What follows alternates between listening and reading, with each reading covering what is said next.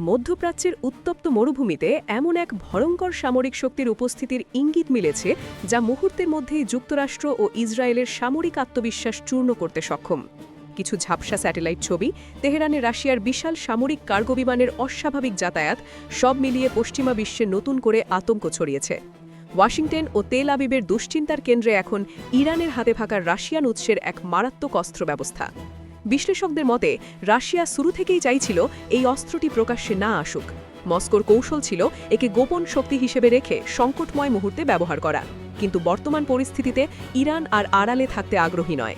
Tehran এখন স্পষ্ট বার্তা দিতে চায়, ইরানের সীমান্তে আঘাত মানেই হবে ভয়াবহ পরিণতি। ঘটনার সূত্রপাত হয় ২০২৫ সালের ডিসেম্বরের শেষ দিকে, যখন বিশ্ব বড়দিন ও নববর্ষের আনন্দে ব্যস্ত। ঠিক সেই সময় তেহরানের মেহরাবাদ ও ইমাম খোমেনি আন্তর্জাতিক বিমানবন্দরে একের পর এক অবতরণ করতে থাকে রাশিয়ার বিশাল সামরিক পরিবহন বিমান ইলিউশিন IL-৭৬।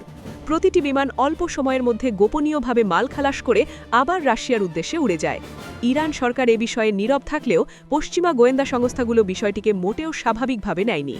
বিশেষজ্ঞদের ধারণা, এসব বিমানের সাধারণ কোনো সামরিক সরঞ্জাম ছিল না, বরং এতে বহন করা হয়েছে রাশিয়ার সবচেয়ে শক্তিশালী আন্তঃমহাদেশীয় ব্যালিস্টিক ক্ষেপণাস্ত্র RS-২৮ সারম্যাট, যা পশ্চিমা বিশ্বে পরিচিত স্যাটার্ন ২ নামে।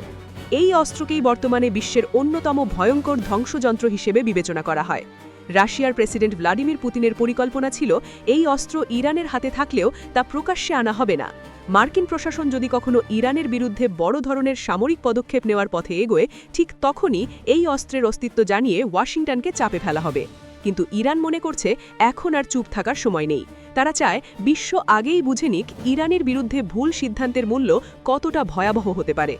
সারম্যাট ক্ষেপণাস্ত্রকে এত ভয়ঙ্কর করে তুলেছে এর প্রযুক্তিগত সক্ষমতা। প্রায় ১৮,০০০ কিলোমিটার পাল্লার এই ক্ষেপণাস্ত্র ইরানের ভেতর থেকে যুক্তরাষ্ট্রের যে কোনো শহরে আঘাত হানতে সক্ষম। একটি মাত্র সারম্যাট ক্ষেপণাস্ত্রে বহন করা যায় ১০ থেকে ১৫টি আলাদা পারমাণবিক ওয়ারহেড, যা উৎক্ষেপণের পর ভিন্ন ভিন্ন লক্ষ্যে আঘাত করতে পারে। এর বিস্ফোরণ ক্ষমতা প্রায় ৫০ মেগাটনের সমান। তবে এখানেই শেষ নয়, এই ক্ষেপণাস্ত্রের সঙ্গে যুক্ত করা হয়েছে রাশিয়ার আরেকটি অত্যাধুনিক প্রযুক্তি, অ্যাভানগার্ড হাইপারসনিক গ্লাইড ভেহিক্যাল। এটি শব্দের গতির চেয়ে প্রায় ২৭ গুণ দ্রুত গতিতে চলতে পারে এবং মাঝ আকাশে নিজের গতিপথ পরিবর্তন করতে সক্ষম। বর্তমান বিশ্বের কোনো রাডার বা প্রতিরক্ষা ব্যবস্থা, এমনকি যুক্তরাষ্ট্রের অত্যাধুনিক থার্ড বা প্যাট্রিয়েট সিস্টেমও এই প্রযুক্তিকে প্রতিহত করতে পারে না। সাম্প্রতিক সময়ে ইরানের শীর্ষ সামরিক কর্মকর্তাদের বক্তব্যেও শোনা যাচ্ছে কঠোর হুঁশিয়ারি।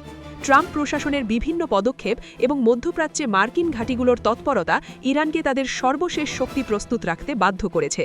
তেহরানের কৌশল এখন স্পষ্ট, যদি যুক্তরাষ্ট্র বা ইসরায়েল ইরানের ভূখণ্ডে একটি মাত্র ক্ষেপণাস্ত্র নিক্ষেপ করে, তাহলে ইরান আর প্রচলিত ড্রোন বা সাধারণ ক্ষেপণাস্ত্র দিয়ে জবাব দেবে না, বরং তারা ব্যবহার করবে রাশিয়ার দেওয়া এই ভয়ঙ্কর কৌশলগত অস্ত্র।